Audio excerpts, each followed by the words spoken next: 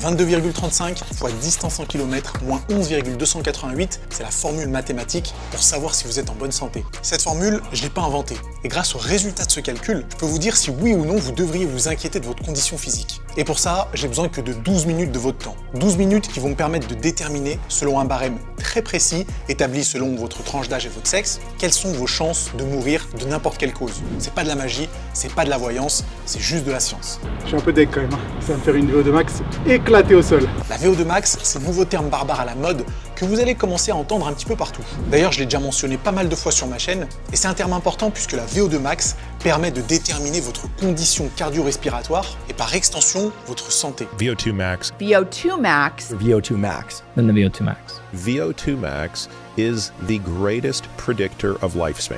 Mais ça reste souvent mal compris du grand public. Aujourd'hui, je vais clarifier les choses parce que même si vous allez à la salle plusieurs fois par semaine et que vous faites un petit peu de cardio de temps en temps, je suis sûr que vous aimeriez avoir des données plus concrètes sur votre santé. Alors comment savoir si nous sommes en bonne santé? Selon l'OMS, donc l'Organisation mondiale de la santé, les maladies cardiovasculaires, c'est la première cause de mortalité au monde. Et depuis les années 2000, c'est la cause de mortalité qui a subi la plus grosse augmentation, en passant de 2 millions à 9 millions de morts par an. Vous vous en doutez, l'activité physique et la condition de votre système cardio-respiratoire va avoir une influence positive sur la réduction des maladies cardiovasculaires. Et que même ne serait-ce qu'une petite augmentation de votre condition physique a de grosses incidences sur la réduction du risque de décès. Je peux vous partager une étude assez récente qui date de 2018, bien sûr vous trouverez la référence dans la description, qui fait un petit résumé des données collectées ces 40-50 dernières années. Et c'est absolument génial parce que dans cette étude, on a un échantillon qui a été analysé qui est absolument énorme. Plusieurs milliers de personnes, en l'occurrence plus de 5000 personnes. 5000 personnes dont les habitudes ont été analysées pendant 46 ans, qui nous permettent d'établir une conclusion très précise. En l'occurrence, il y a une relation inversement proportionnelle entre l'augmentation du risque de décès et l'augmentation de la condition cardio-respiratoire. Traduction, meilleure est votre condition cardio-respiratoire, moins vous avez de chances de mourir jeune. Est-ce que vous voulez savoir quelle est la meilleure façon de gagner 45 jours d'espérance de vie? Eh bien, c'est d'augmenter sa VO2 max d'un seul point. Donc oui, vous avez bien entendu. Pour chaque point de VO2 max gagné, c'est 45 jours de vie en plus. Mais la VO2 max, c'est quoi précisément? VO2 max, ça veut dire volume d'oxygène maximal. C'est une donnée qui se mesure en millilitres par kilo et par minute. Et c'est un indicateur clé de la condition physique générale et plus précisément de la condition cardio-respiratoire. Le système cardio-respiratoire, vous vous en doutez, ça regroupe le système cardiovasculaire et le système respiratoire, vulgairement cœur, veines, artères et poumons. Et donc la VO2 max, c'est la quantité d'oxygène maximale que vous allez pouvoir consommer, typiquement en 1 minute. Et comme vous vous en doutez, plus la quantité d'oxygène que vous pouvez consommer est élevée, plus ça va avoir une répercussion sur vos performances physiques, que ce soit à haute intensité ou à basse intensité, mais plus ça aura une incidence également, aujourd'hui on le sait, sur votre santé générale. La VO2 max, c'est un terme qui est déjà très connu dans le monde du sport. C'est une variable que virtuellement tous les sportifs d'endurance utilisent, que ce soit en course à pied, en cyclisme ou même en foot. De la même manière qu'en musculation, on pourrait tester son RM, sa répétition max, pour savoir où on se trouve et comment on va pouvoir faire évoluer ces variables. Donc la VO2 max, c'est effectivement quelque chose qu'on peut faire évoluer, et qu'on peut faire évoluer dans le bon sens. Et encore une fois, pour faire le parallèle avec la musculation, lorsque vous allez à la salle, vous allez chercher à utiliser des exercices et des formats d'entraînement qui provoqueront des adaptations sur les fibres musculaires, que ce soit en hypertrophie, donc en gain de volume, ou en force. Et bien pour la VO2 max, c'est le même principe. On peut constituer des entraînements qui vont nous permettre de l'augmenter au fur et à mesure des mois. Et en dehors du monde du sport, on utilise principalement la VO2 max pour déterminer la santé de votre système cardio-respiratoire. Et du coup, c'est devenu dans la communauté scientifique l'indicateur le plus utilisé et le plus précis pour prédire votre longévité. Je vais vous parler d'une étude qui, de nouvelle fois, date de 2018. Pareil, vous trouverez la référence dans la description. Cette fois-ci, l'échantillon analysé est encore plus important que la première étude que je vous ai partagée, puisqu'on a plus de 120 000 personnes dont les habitudes ont été analysées. Pendant plus de 23 ans, 120 000 personnes ont été étudiées pour déterminer quels étaient les facteurs qui pouvaient augmenter le risque de mortalité ou au contraire, réduire le risque de mortalité. Et les résultats sont édifiants. Non seulement il y a un lien très fort entre la santé du système cardio-respiratoire et la longévité, mais en plus de ça, dans cette étude, on nous précise bien que plus la VO2 max est élevée, plus les bénéfices sont intéressants pour la santé. Donc il n'y a pas de limite haute. Alors que pour certaines variables relatives à la santé, je pense particulièrement à la masse musculaire et au taux de masse grasse, on se rend compte qu'à partir d'un moment, on a une relation un petit peu inverse. C'est-à-dire que développer du muscle, c'est très bon pour la santé, mais développer une quantité extrême de masse musculaire, ça devient un peu problématique. Perdre du gras, c'est bon pour la santé, mais descendre trop bas en taux de masse grasse, ça peut commencer à poser des problèmes. Alors que là, pour la VO2 max et la santé du système cardio-respiratoire, plus haut ce sera, mieux ce sera pour votre santé. Et d'ailleurs, la VO2 max, c'est un indicateur de mortalité tellement précis qu'on considère qu'il est encore plus précis que certains autres facteurs de risque, comme le tabagisme par exemple. Comment on peut parler de santé sans aborder un petit peu de nutrition? Voilà mon repas du soir. 200 g de blanc de poulet, 150 g de brocoli. En dessert, 400 g de skyr, 150 g de framboise, 60 g de sirop d'agave, c'est le truc jaune que vous voyez dessus, et puis 20 g de chocolat noir. Et tout ça, c'est évidemment traqué avec l'appli Yazio. Vous voyez, il y a le blanc de poulet ici, il y a l'huile d'olive juste au-dessus, les brocolis, le skyr, le sirop d'agave, framboise et le chocolat noir. Yazio, si je vous en parle aussi souvent, c'est que c'est vraiment hyper pratique pour traquer ses calories, mais pas seulement. Il y a des exemples de recettes dessus si jamais vous n'avez pas d'inspiration. Il y a un tracker pour gérer le jeûne intermittent si jamais c'est ce que vous faites dans votre diète actuelle. La base de données est super complète et l'appli est tellement instinctive qu'on ne passe pas ses journées à rentrer ses aliments. Une fois qu'on a pris le coup, en fin de compte, ça devient presque automatique et ça en a un plaisir de l'utiliser. Si c'est la 3e fois que je vous parle de Yazio sur cette chaîne YouTube, c'est pas pour rien. Donc cliquez sur le premier lien dans la description pour télécharger l'application et profiter de 50% de réduction grâce à mon lien. Donc 12 mois de Yazio Pro, ça vous revient à 19,99 €.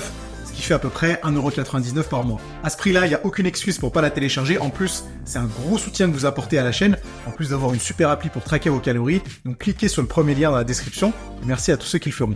Maintenant qu'on sait ce qu'est la VO2 max et qu'on sait à quel point c'est un indicateur important pour la santé, il va falloir savoir comment mesurer sa VO2 max. Parce que c'est bien beau d'avoir une définition et des études scientifiques, mais l'idée, c'est quand même de savoir si on est en bonne condition ou pas. Et ça tombe bien parce qu'aujourd'hui, on a plusieurs moyens pour mesurer sa VO2 max. Le moyen le plus précis, ça reste encore de faire un test d'effort dans un labo avec ce qu'on pourrait appeler un masque à oxygène, qui va justement mesurer les échanges gazeux pour déterminer précisément quelle est votre VO2 max. Le problème de ce test, c'est que malgré sa haute précision, c'est difficilement accessible, parfois c'est assez cher, c'est relativement fastidieux également. Donc on aimerait quand même quelque chose de plus facile d'accès et d'utilisation. Ça tombe bien parce qu'il y en a d'autres. On a aussi la possibilité de s'en remettre à sa montre connectée, qui maintenant mesure avec plus ou moins de précision la VO2 max. Mais ça reste une estimation basée sur un algorithme qui est propre à la marque de votre montre connectée en question, donc potentiellement à prendre avec des pincettes. On en reparlera juste après. Et puis il y a le test, qui est utilisé depuis des décennies. Un test qui ne dure que 12 minutes. Et ce test, c'est le test Cooper.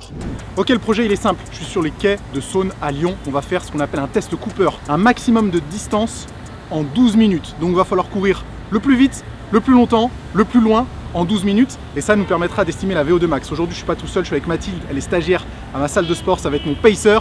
Objectif, 15 km/h, 3 km en 12 minutes. Si actuellement vous faites du sport ou que vous avez déjà fait du sport en club, peut-être que le test Cooper ou le test demi-Cooper, ça vous dit quelque chose. C'est largement utilisé, que ce soit chez les pompiers, que ce soit à l'armée, que ce soit dans certains sports collectifs. Et le test Cooper, il est hyper accessible et facile d'utilisation puisque le principe est simple, courir la plus longue distance en 12 minutes. Et grâce à la distance que vous serez capable de courir en 12 minutes et la formule que je vous ai partagée en début de vidéo, on va pouvoir donner une estimation très précise de la VO2 max et donc de votre santé. Le test Cooper nécessite mine de rien que vous ayez un tout petit peu d'expérience avec la course à pied. Si vous n'avez jamais fait ne serait-ce qu'un footing dans toute votre vie, peut-être que ce ne sera pas le test le plus adapté. Mais si vous avez la condition physique nécessaire et aucun problème articulaire qui vous empêcherait de pouvoir courir pendant 12 minutes, alors ce test reste à mes yeux le plus accessible, le plus facile à mettre en place et ce qui vous permettra d'avoir l'estimation la plus précise de votre VO2 max. Donc 120 mètres. Pour les 3000, je suis dégoûté. Je me suis dit au début, sur les 4 premières minutes, si c'est comme ça tout le temps, on va pulvériser les 3000. Putain, et après, c'est descendu, c'est descendu. Oh, échec. Enfin non, pas échec. On va voir quelle est ma VO2 max grâce à cette distance. Ok, voici les résultats. En 12 minutes, je suis arrivé à courir 2900 mètres. Je voulais faire les 3000 mètres. Malheureusement, mauvaise gestion de l'allure. On en rediscutera juste après. Si j'utilise la formule que je vous ai partagée juste avant, 22,35 fois 2,9 moins 11,288, on arrive à une VO2 max de 53 33,5. Et ce chiffre, on en fait quoi? Ce chiffre, on peut le comparer à d'autres valeurs en fonction de notre tranche d'âge et notre sexe. Et c'est ce résultat qui va nous permettre d'estimer à quel point on peut espérer réduire le risque de mortalité. Avec une VO2 max de 53,5 pour ma tranche d'âge, c'est-à-dire 30-39 ans, je rappelle que j'ai 36 ans, je suis dans la tranche la plus haute, ça veut dire le top 2%. Oui, je le dis avec un minimum de satisfaction, même si j'aurais quand même bien aimé faire les 3000 mètres et avoir un truc comme 55 de VO2 max. Ça veut dire qu'avec ce chiffre-là, et selon l'étude en question, mon risque de décès, toutes causes confondues, est 80% inférieur à ceux qui auraient une condition physique très mauvaise. Donc à la suite de cette vidéo, j'aimerais que vous aussi vous puissiez faire ce test, maximum de distance en 12 minutes, et utiliser la formule que j'ai utilisée également pour estimer votre VO2 max et la comparer à ce qui se fait de bien et de moins bien par rapport à votre tranche d'âge. C'est hyper intéressant à savoir et hyper intéressant à avoir comme donnée parce que même si elle n'est pas à la hauteur de ce que vous espérez, eh bien, il y a des techniques pour faire augmenter sa VO2 max, des techniques que je pourrais vous partager dans d'autres vidéos. Est-ce que j'avais vraiment besoin de faire un test Cooper pour estimer ma VO2 max alors que je peux retrouver une estimation qui est donnée grâce à ma montre connectée? D'après mes performances au test Cooper, ma VO2 max est de 53,5. D'après mon Apple Watch, ma VO2 max, elle est de 56,5. Donc vous voyez qu'on a 3 points de différence. Comment ça peut s'expliquer? Est-ce que ça veut dire que les montres connectées sont moins précises? Eh bien pas forcément. Ça veut peut-être dire que le test Cooper que j'ai effectué n'était pas effectué dans les meilleures conditions. Théoriquement, un test Cooper valide, c'est un test où vous arrivez à courir pendant 12 minutes à peu près à la même allure. Pas de sprint en début de course, pas de ralentissement à la fin de la course, pour qu'on ait quelque chose de plus significatif. Et sur mes 12 minutes de course, mon allure a malheureusement beaucoup varié. Et j'ai commencé très rapide sur les 4 premières minutes pour finir relativement lent sur les 4 dernières minutes. Peut-être que si j'avais réussi à maintenir une allure constante, j'aurais pu dépasser les 3000 mètres et du coup de me rapprocher de la VO2 max estimée par ma montre connectée, donc 56,5. Tout ça, c'est des suppositions. La seule façon d'en avoir le cœur net, ce serait peut-être de refaire le test Cooper, mais on va pas chipoter pour 3 points de différence. L'important, c'est que je sois dans la fourchette la plus haute, mais ça reste quand même un défi personnel pour moi de continuer à l'augmenter pour continuer à améliorer ma santé. Les amis, je compte sur vous pour faire ce test et de mettre vos performances dans les commentaires pour qu'on puisse comparer un petit peu tout ça. N'hésitez pas à faire le calcul avec la formule que j'ai partagée pour qu'on puisse vérifier où est votre VO2 max. Et si vous craignez que ce test Cooper ait une mauvaise influence sur vos performances à la salle, ça tombe bien parce que j'ai fait une super vidéo sur le cardio et la musculation, comment les associer pour éviter de perdre ses gains à la salle, mais tout en optimisant vos capacités sur l'endurance. La vidéo s'est affichée quelque part sur l'écran, donc n'hésitez pas à aller la visionner. Et puis nous, on se retrouvera très bientôt dans une prochaine vidéo où je vous expliquerai précisément comment améliorer votre VO2 max. Sur ce, à plus.